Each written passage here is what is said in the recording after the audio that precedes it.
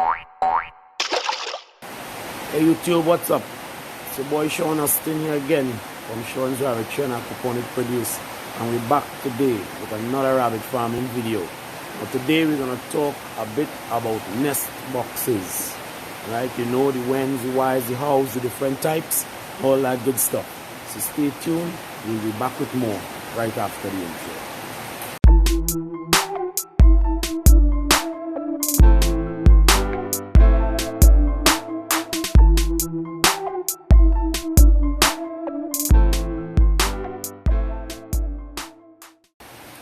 Okay guys, we're back, and today we are talking a bit about nest boxes. Now I hope you guys can hear me clearly because it's another rainy day here in Trinidad, so you may hear a bit of rain falling on the roof, you know, but that's how the weather is. Sometimes you just have to work with it. Now there's no limit to what can be used as a nest box, you know, but if you're going to purchase a nest box commercially, the ones that they sell on, let's say, places like on Amazon or even sites like Bass Equipment and a couple others, you know, this would be the standard design. This would be the standard shape and design of a nest box. Now, this one is made from foam board. Now obviously you're not going to use foam board to build your nest boxes for your rabbits. This is just a model I built quickly just to give an example of what the standard nest box would look like. Now if you're going the route of purchasing these nest boxes online, they come in all different types of material. They come in metal, wood, plastic, even wire. Right, but if you're going that route, I definitely recommend that you purchase the metal, the stainless steel metal, or the plastic, for the simple reason that they are a lot easier to wash and sanitize before having to reuse them for another litter. Now if you're handy and you have the necessary tools, you can build these boxes for yourself. Most people build them out of either 1/2 inch or 3/4 inch plywood, and you can rig this up. I'll put up the basic dimensions here, so you can pause the video right here and look at these dimensions. However, there's no hard and fast rule about the size. You can build a nest box any size you want. Obviously there are certain things you have to take into consideration, like the size of rabbits that you're rearing. If you're doing giants, then obviously you're going to need a bigger box than if you're doing dwarfs. So it's up to you basically how big or small you can build your box, as long as it can fit through the cage door when it's time to put it in. I wouldn't tell you how many times I've seen people build nest boxes, and when it's time to put them into the cages, they have to cut their door a little wider to fit the box in because they didn't take that into consideration. So that's something you need to consider when you're coming up with your design.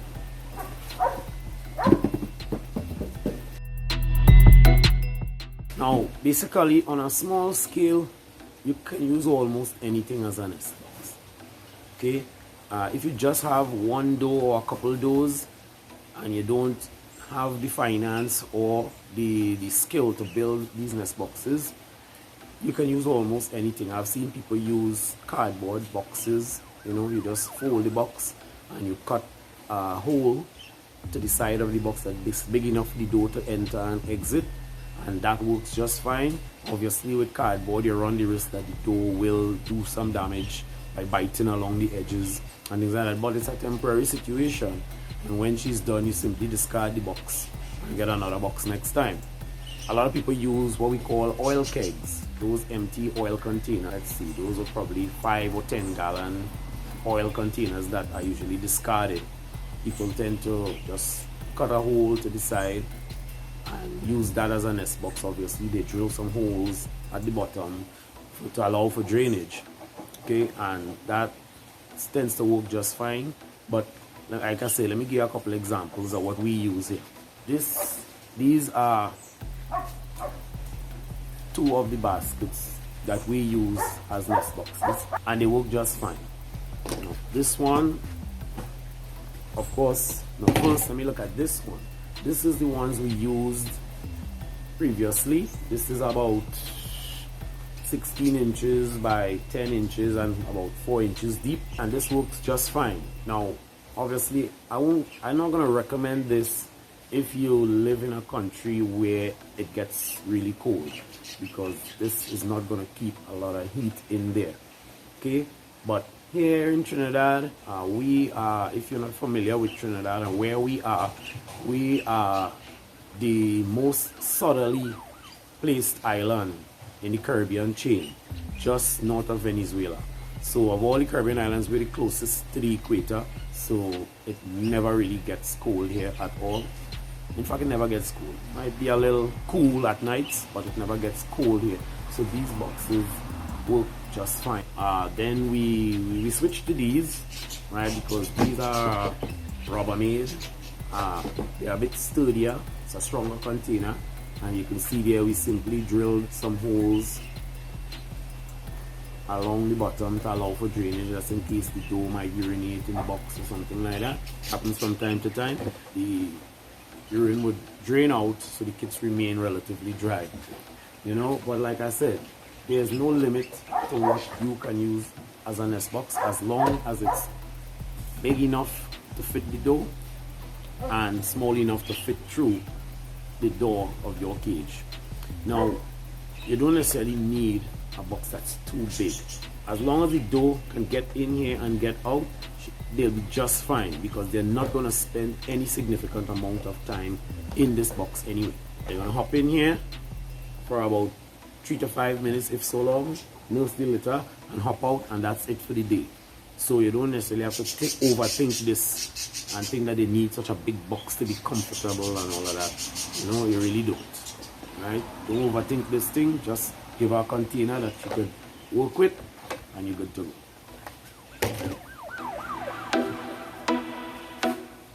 Regardless of the type of nest box that you decide to use, all nest boxes should be sanitized and sun dried before being used again. Okay, now to do that, you can use regular household bleach. Household bleach diluted in water works just fine, because bleach kills 99.something% of all germs. Okay, and that's fine. But we personally use a product called Vanodil. I don't have the bottle here, but I'll put up a picture so you can see what it looks like. We prefer to use that because it's safer for use with animals, because you can even utilize it to sanitize their drinking water. So it's a good product. We're not being paid to promote it. It's what we use, and it works for us. So you guys could check it out, and probably you can benefit from its use as well. Now, let's look at the purpose of a nest box. Now, the name speaks for itself. It's a nest box. It's a box where the doe will build a nest when she's preparing to kindle and have a litter. But the main idea behind the use of a nest box is really to keep your kits in a confined area. Unlike most other animals, rabbit does lack that true nurturing instinct for their kits. So if you don't use a nest box and a kit strays from the litter, the doe will never bring her back to the litter. And if you don't observe it in time, that kit will usually die from exposure or starvation, since when the mother goes to the nest to nurse, that one won't be fed because it's away, and the mother will never bring it back to the nest. So that's something you need to pay attention to. And even if you do use a nest box, you still need to be vigilant. Sometimes when the doe goes into the nest box to nurse, the kits, they hold on to her nipples so hard that when she jumps out of the box, sometimes 1 or 2 of them get dragged out of the box.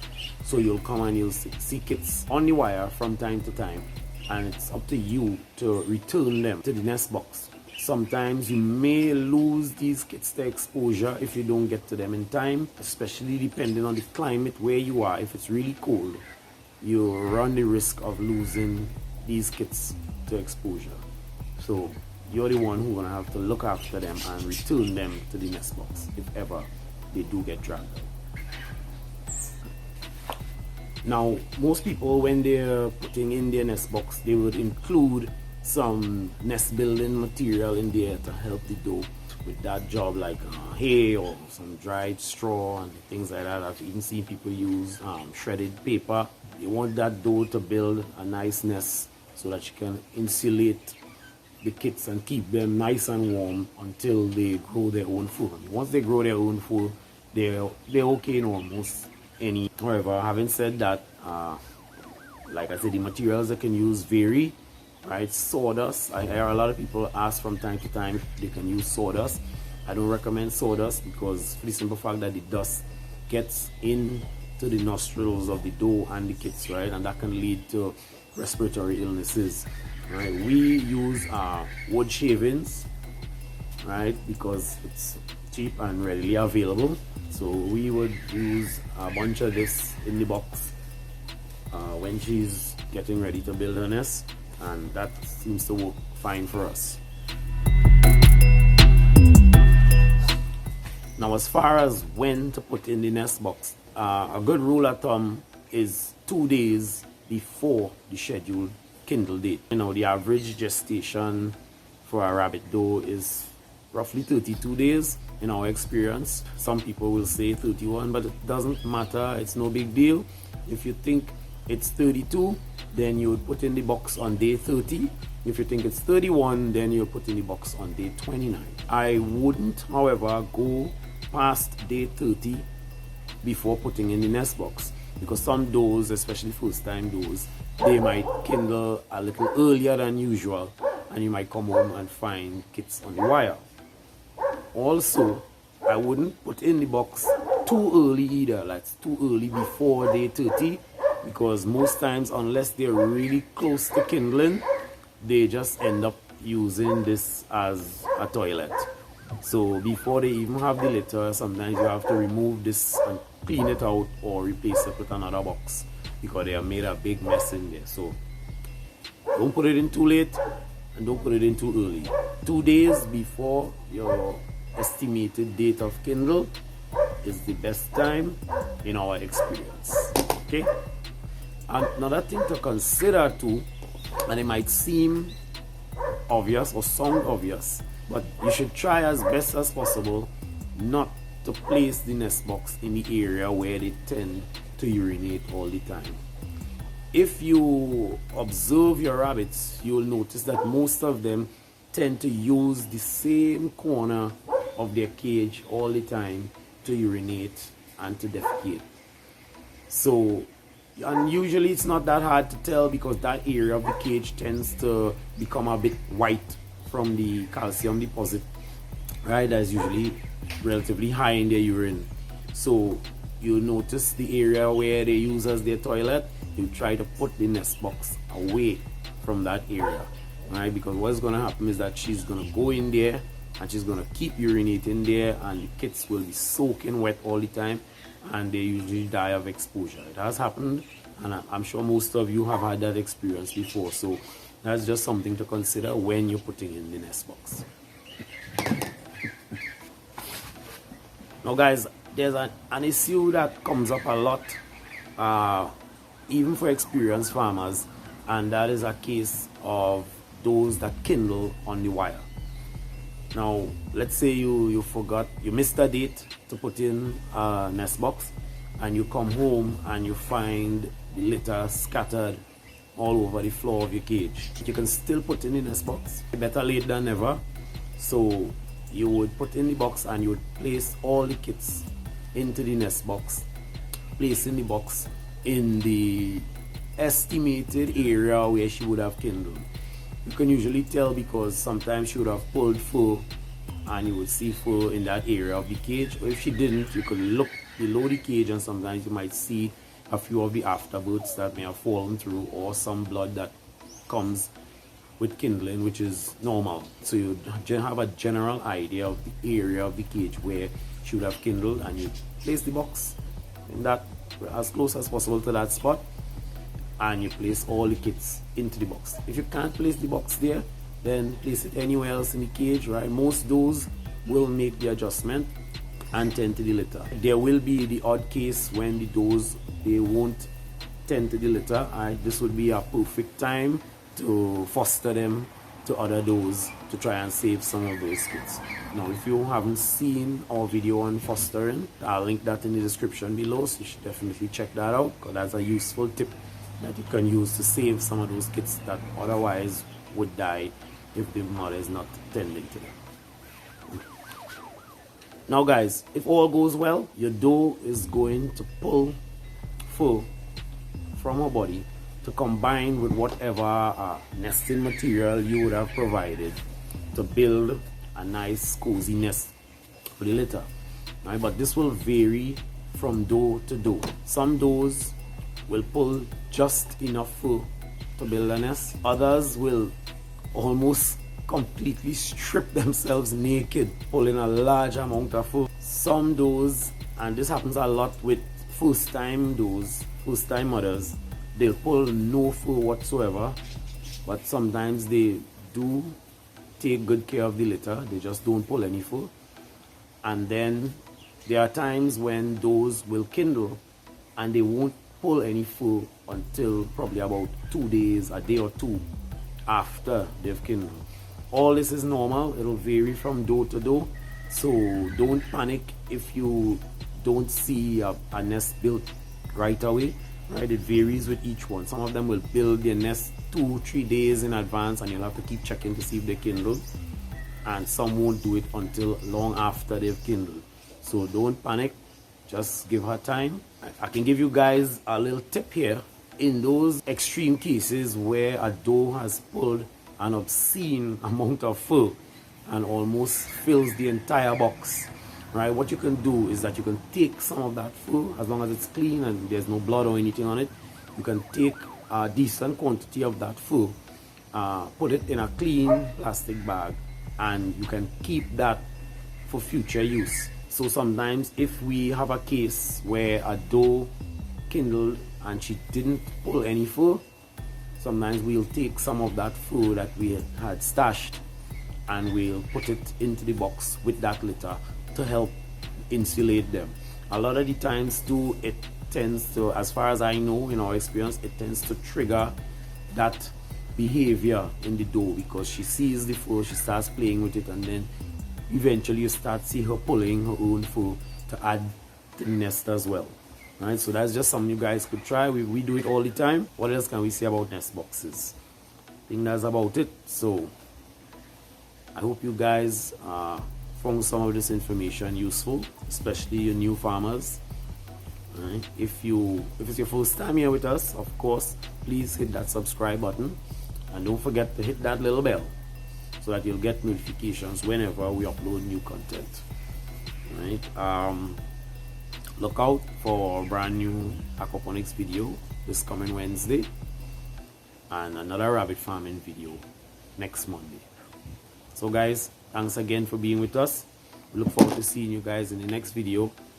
Sean Austin here on behalf of my business partner Sean McLean, signing out. We'll see you guys in the next video.